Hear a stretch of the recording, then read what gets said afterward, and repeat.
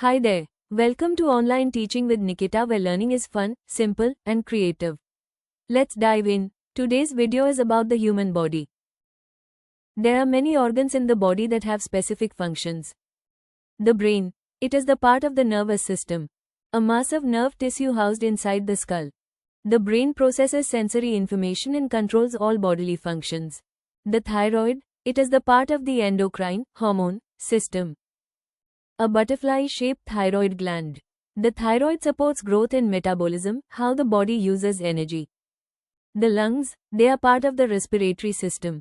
A pair of organs in the chest protected by the rib cage. The lungs exchange oxygen and carbon dioxide via the process of respiration. The spine is part of the skeletal system. The vertebrae that extend from the base of the head to the tailbone. The spine protects the spinal cord and provides structural support for the body. The liver is part of the digestive system, a large organ located in the upper abdomen.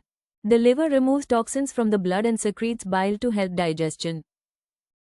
The heart is part of the circulatory system, a muscular organ about the size of a fist that pumps blood around the body. Blood moves throughout the body via blood vessels, arteries, veins, and capillaries. The kidneys are part of the urinary system, a pair of bean-shaped organs in the abdomen. The kidneys remove waste products from the blood and produce urine. The stomach is part of the digestive system, a pear-shaped organ located in the upper abdomen. The stomach produces enzymes and acids to break down and digest food. The bladder is part of the urinary system, a spherical-shaped organ located in the lower abdomen. The bladder stores urine received from the kidneys until it is excreted. The intestines are part of the digestive system, a very long tubular organ from the stomach to the anus.